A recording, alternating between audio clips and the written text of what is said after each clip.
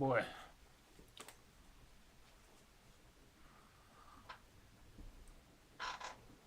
Squeak. My chair squeaks.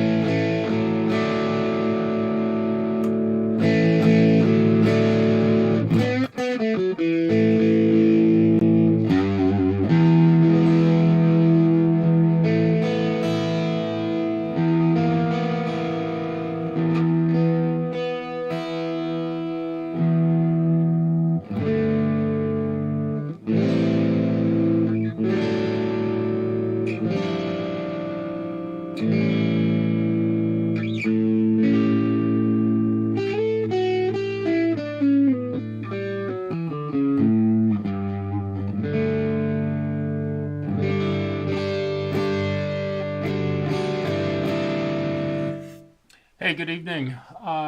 How's everybody? Let's switch this to a different camera here. I hope everybody's doing good. Ed, it's great to see you. Zach, welcome. Zach's in the midst of how many different streams are you on right now, brother? I love it. I do the same thing, kind of bounce around a little bit. I got something really special in my hands tonight. Kind of an honor to get to play this thing.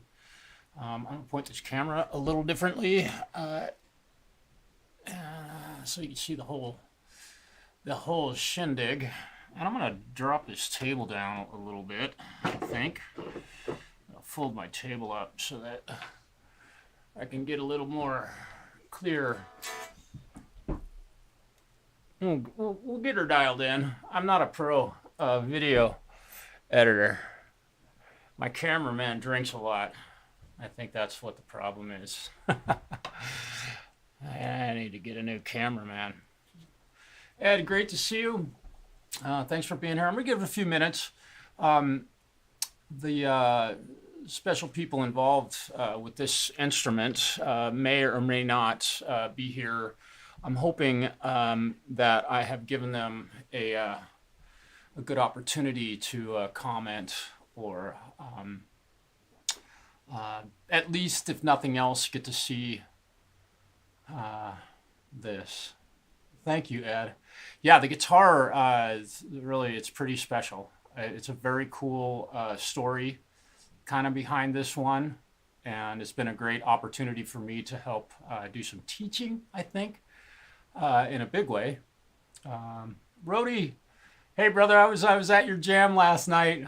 Or, yeah, it was last night. Yeah. Dude, that was awesome. I was chilling on the couch. I wasn't commenting at all. I just kind of kept my mouth shut and listened. It was really super fun. Today is what is it? The 40th? Yeah, 40th anniversary of Michael Jackson's Thriller record. I don't know if you're a Michael Jackson fan or not. He was kind of a strange cat, but. Yeah, 40th anniversary of that record. Remember that video? Holy smokes. So we lost another great artist today. Oh, and if you haven't heard already or watched 8,000 covers of the new Metallica song, Metallica has a new song out too. I'm late breaking news. Yeah, Rody, that was super cool. Preston, hello, welcome, brother. Yeah, it was super fun to sit back and listen to you guys play. I so love getting to do that. I'm gonna wear my glasses tonight, which I apologize for the reflection. I guess if you here's something. If you wear glasses and you kind of bring them up a little bit and tilt them down. It'll remove some of the reflection from the screens in front of your face. Yeah, Michael Jackson and Metallica have teamed up to release a new song. Uh, joke. I'm totally joking, trying to have a sense of humor about all of this. Super funny, man. Uh, Rody, I thought the mix sounded great. Um, I wasn't sitting here really hyper criticizing stuff, but if I'd heard anything weird, and if I ever do, yeah, yeah, 1982 was the Thriller record, man. Yeah, 40 years have passed. Isn't that amazing? Uh, yeah, I've my history as a musician, I've played in a lot of, yeah, Preston, I think Elvis stepped in on that one also. So keep your eyes peeled. I know that there are a lot of our mutual friends among us uh, that are going to be releasing covers of the new Metallica song. So keep your eyes peeled for that, and definitely give them some thumbs up stuff.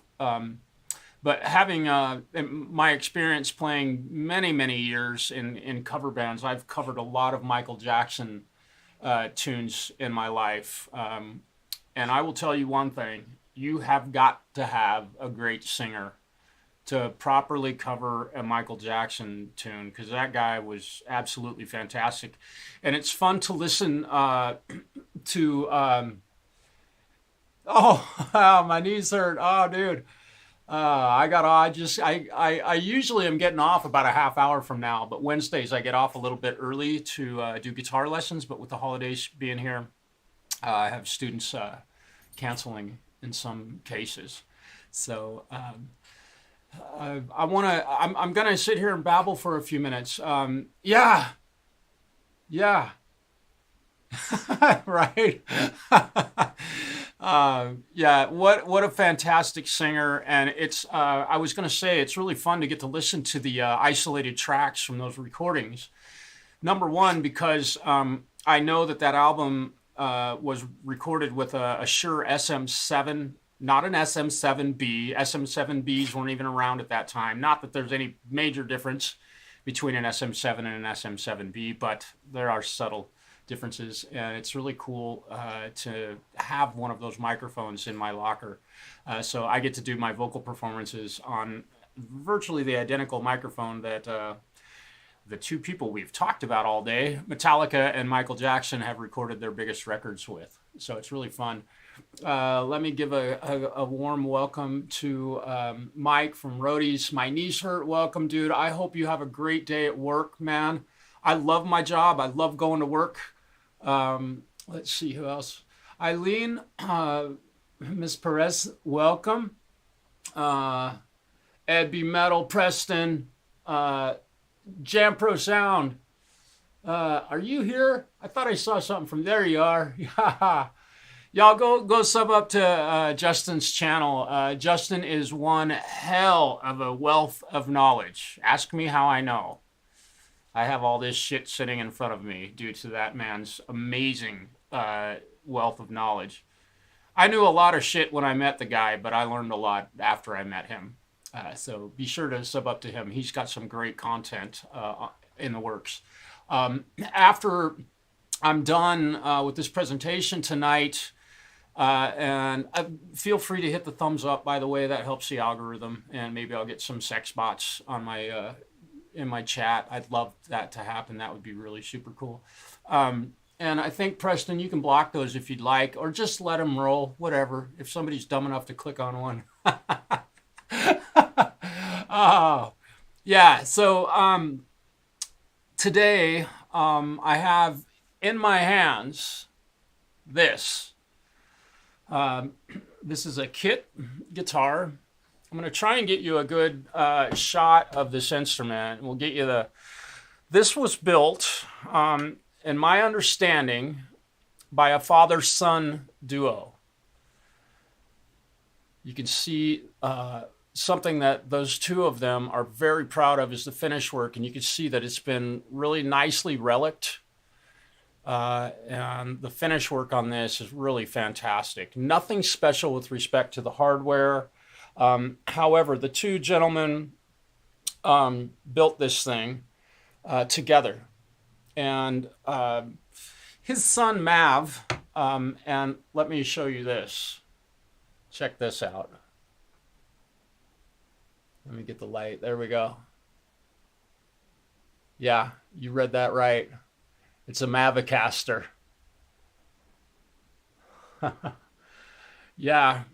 Uh, yeah. So it was really special for me. I had done some work for the brother-in-law of the dad. And I'm not going to reveal names just to, I don't think the guys would mind too much. And they may be with us tonight. I don't know.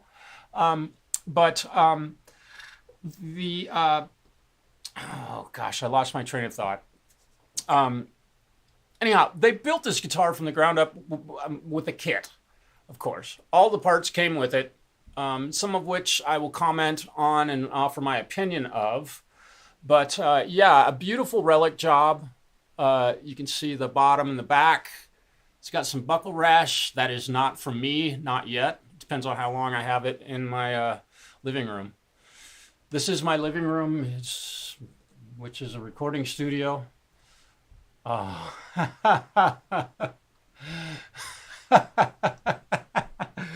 You guys, everybody say hello to Mr. Aaron Varland.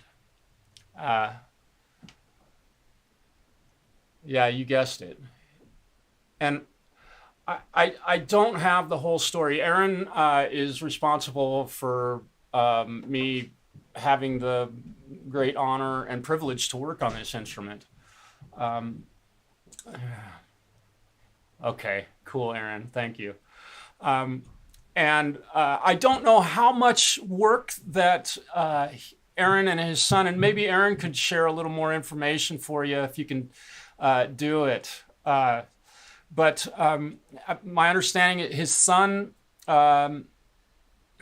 is very interested in learning how to work on guitars, which is what I do for a living. I pay my rent, I pay my bills, I buy guitars, I buy food, I provide a life for myself, and I'm able to buy Diet Pepsi once in a while as a treat to myself because I'm a diabetic, which I take very good care of that by working on guitars, restoring guitars, working on amplifiers, things like that. So it was very, it's a huge honor for me to have these guys bring this instrument. They were referred to me by, I believe, Aaron's brother-in-law, Jeff. Jeff also built a kit guitar and has been stricken, unfortunately, with a very severe case, I believe, of arthritis. And he's just unable to work with the small tools and the little small things and all that little stuff that you've got to do. And Aaron's very well aware of what I'm talking about because he's built this thing. Um, and So Jeff, I think, referred Aaron and his son to me, and I am grateful. Word of mouth is the best advertising a business could hope for. And I am super busy with it, and I'm grateful for that. You'll never hear me complain. So, a couple things about this guitar. Really, I'm going to try and be as quick as I can about some details. The neck angle from the manufacturer was completely wrong. The neck was tilted way up, and I'm being extreme about that. So the string action was unable to be gotten down to where it's a playable, or even remotely close with the saddles bottomed out. So we did a neck shim in there, and I think Aaron was a little nervous about doing that. Father-in-law. Oh, okay. Okay. So we corrected the neck angle. We did a fret level and crown. I replaced the nut here today with a bone nut. Let's see, tightened up the string trees here on the headstock. They were a little loosey-goosey, and we may need to still put a toothpick in there and tighten these screws up. They might be stripped a little bit because they don't go into the headstock very far. It came with fairly decent machine heads. It looks like one of them's missing a cap on this one. I didn't notice that yet, so I just discovered that. You'll see that one machine head right there is missing the cap on the back of that. And really, That's absolutely no big deal. I still have to put strap button on the top side of this, and did the whole basically full Monty setup. Pickup height, checked all the electronics. I did a great job with that. One huge critique of this guitar is that it is impossible to intonate as it is. Yeah. And to comment on Aaron's statement there, super high at the 12th fret. Now, number one, you don't set the string action on a Telecaster at the 12th fret. You set it at the 17th fret. That's a rule issued by Leo Fender. Rest his soul. He is no dummy, and it's correct. If you do set the string action on a Fender style guitar with a Fender scale neck at the 17th fret, you're going to find that you're going to have much better string action. So yeah, I think I measured it at the 12th and 17th fret, and we're talking it was up around 8 or 9/64ths of an inch. It was nearly double what it should be. Currently, this neck, we did a fret level and crown, adjusted the neck relief and all of that. So all the technical bullshit that I do all day long, and I have tons of videos on all of this on my channel that you all can certainly watch. So we've done all of that. Right now, 17th fret, we're at 4.5/64ths at the low E, and we're at 3/64ths on the treble E. And I graduate them down, still following the neck radius, but 4.5/64ths to 3/64ths on the treble E string. And this thing, I mean, you barely touch. You can't. You can barely see my finger move to fret a note.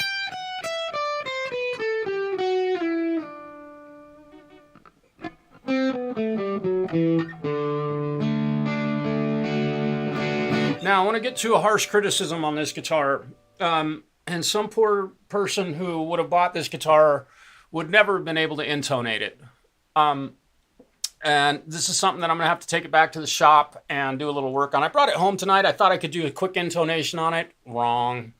Unfortunately, what we got going here is that the screws are all bottomed out in these saddles. So the screws here that you would do the intonation adjustment with are too long. Unfortunately, they have to be cut off and cut shorter because I can't get the strings or the saddles back far enough to get the intonation correct. And again, with straight frets, there are no perfectly intonated guitars. Even with fan frets, there are no guitar ever will ever be intonated correctly. You have to have bent frets. I can't remember what they call them. So, but you can get it awful darn close. Just a couple details about that. So I'll take care of doing this work tomorrow when I get back into the shop. We'll fix it up, get it intonated, and do that all correctly. I got it awful darn close, but just so you can kind of hear what I'm talking about, let me check the tuning real quick. I'm gonna play a D major. Sounds pretty good and in tune, right? Turn all the effects off. I've got a little touch of reverb on it, so we just let me change the screen here real quick. I'm going to show you my amplifier. I'm going to bring up the tuner on this, and we'll check.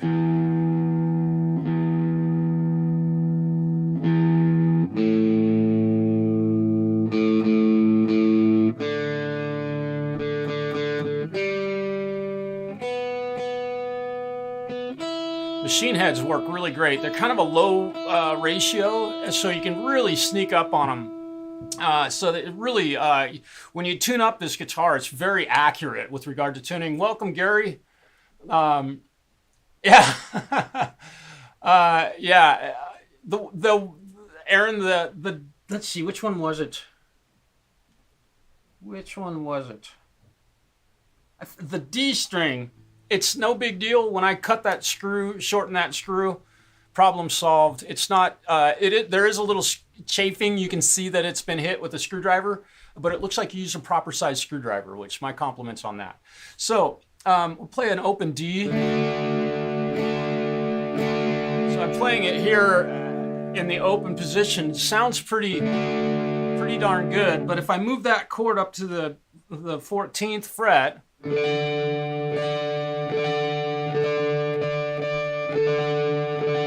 can hear it's a little wonky. You know, in an open A.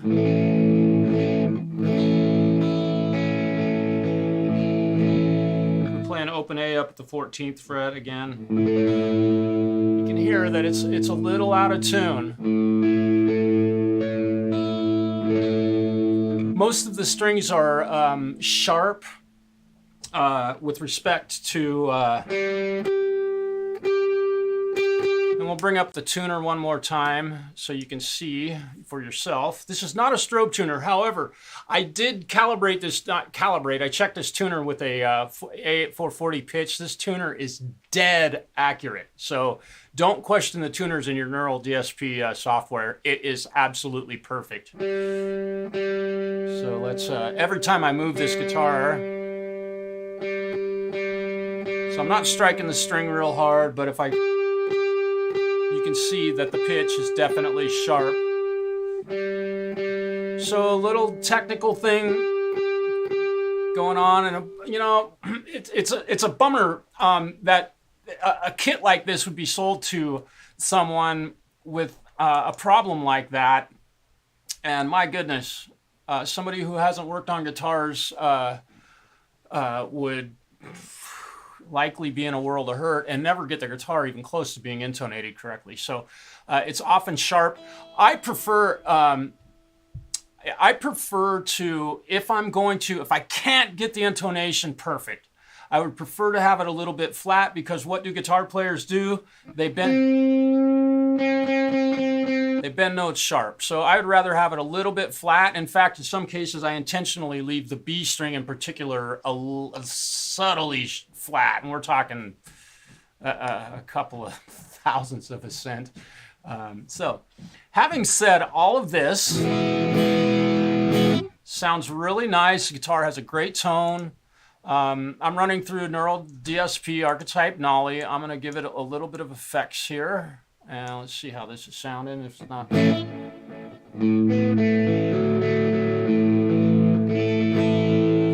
going to go ahead and play it along with the backing track. I really have not given this guitar a good run through the paces. I did do some bending and stuff on it this afternoon just to check how well it would hold up. It seems to be doing a really great job. So I'm going to go ahead and play a little bit, and we'll just see what happens here. I've got some backing tracks I recorded. The links for the backing tracks are in the description of the video. So again, feel free to play along with these. And it's one particular song, 500 Miles High. It's by Chick Corea. And I've asked Rick Romanelli to play this tune on his show. Aaron, absolutely, it will. And you might, what I'm going to try and do is play in the lower register and move up to the higher register on the guitar, so that to give you a really good idea and a representation of what a properly intonated guitar or an improperly intonated guitar, what the unfortunate downfall of not having a guitar intonated properly can do. So hang in with me here. I'm going to go ahead and play this one. This is in the using, Rick's Killer. It's an A Phrygian progression, so it's a little bit dark, and we will try to, I'll try to play along with this as best I can. I am not warmed up at all, so forgive me. Actually, I'm not going to apologize. I'm just going to go for it. Here we go.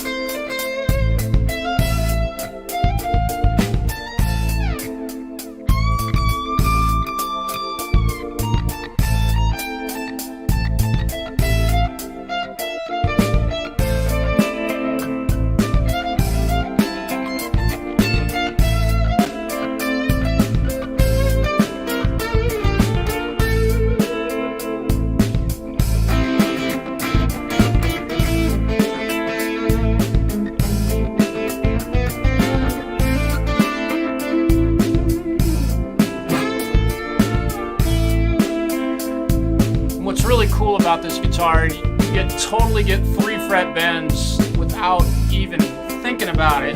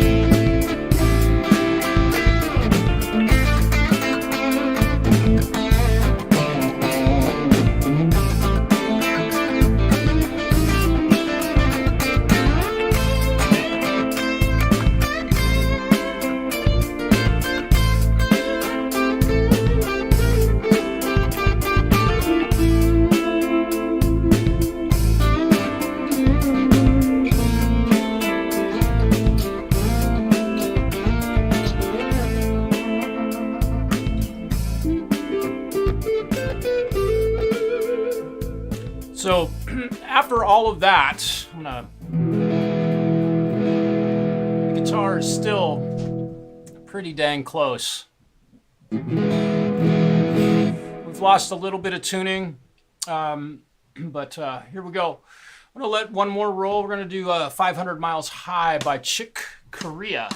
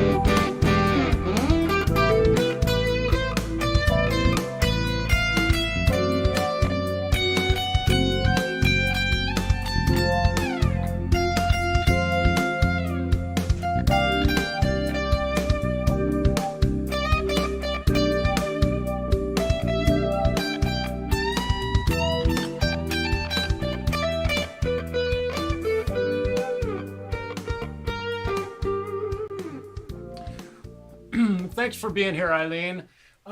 Maxims, welcome, brother. So, thing is really, the guitar is really working nicely. Seems to be playing really, really well. It feels really nice to play. I've put 10 gauge Ernie Ball slinkies on this instrument. Charlie, welcome. I missed you there earlier. Ed, thank you very much. I kind of far cry from my normal screaming heavy metal stuff. I'm kind of revisiting my days back in high school when I was playing a lot of jazz and learning to play guitar, playing jazz improvisations and stuff. So it's been fun to visit that era of my life. And 500 Miles High by Chick Corea is a modal, I think, masterpiece for learning to play through modes through a chord progression that demands modal shifts.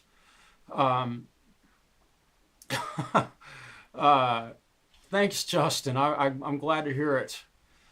So just a real quick lesson on that in my recollection of the modes, and not recollection, but having visited that song. I did play through that song a couple days back just to give it a shot.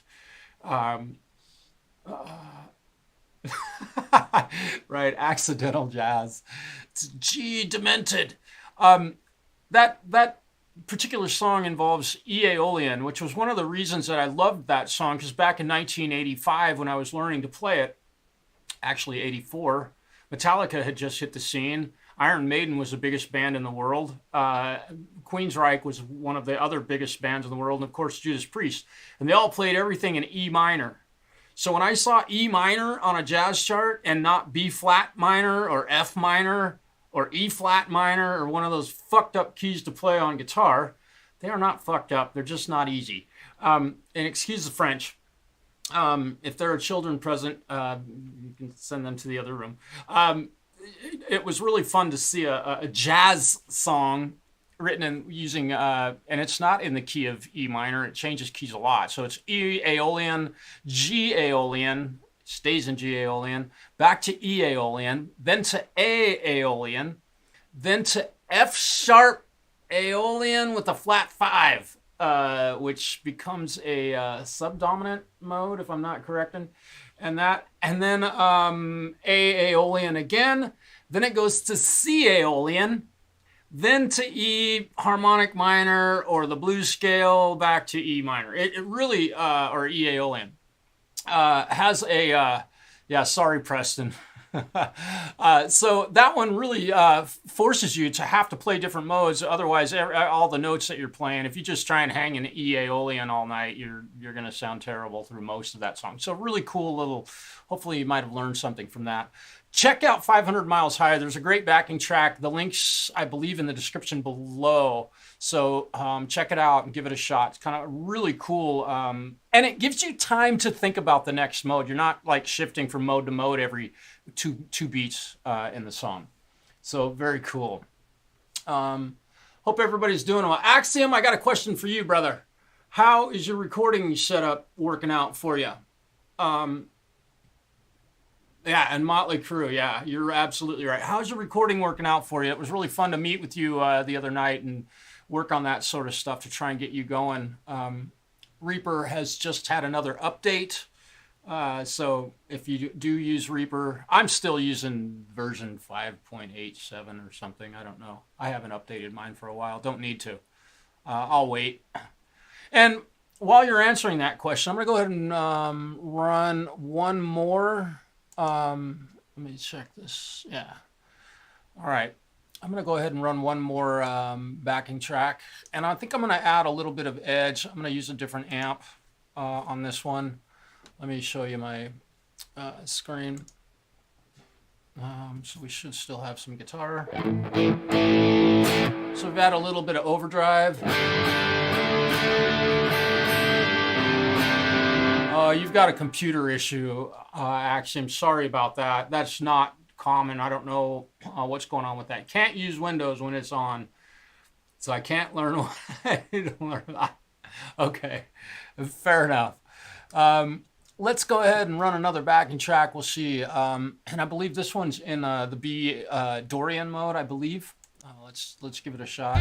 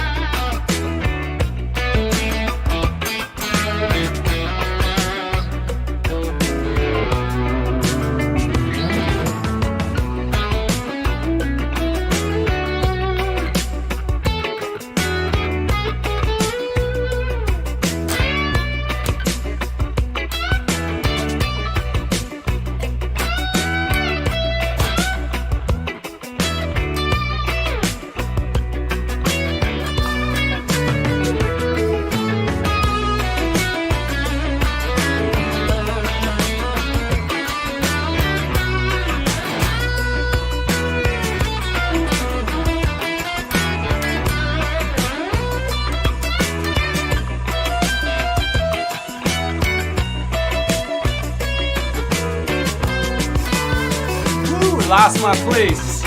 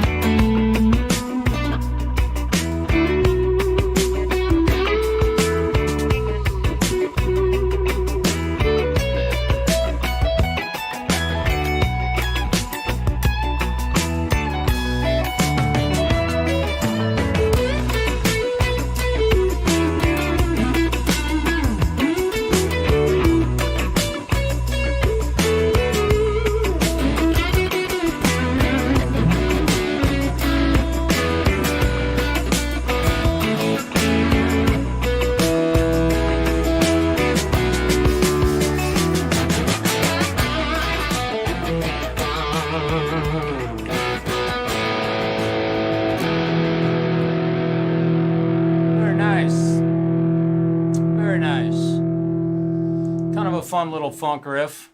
Keeping everything pretty brief tonight. Yeah. Well,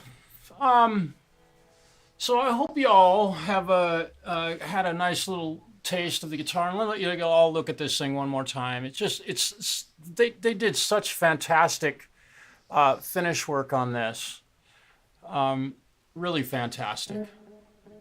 The thing, it looks honest, and relicking is a very popular and sought after appearance for a guitar. The thing is very light. I don't know what the material that the body was made out of. Let me turn the volume down on this.